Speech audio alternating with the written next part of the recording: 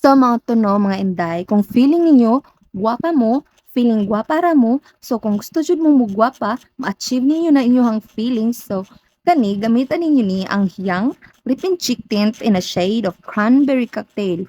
Kani nga shade mao ni ako ang ginagamit everyday. Like grabe jud siya ka pigmented.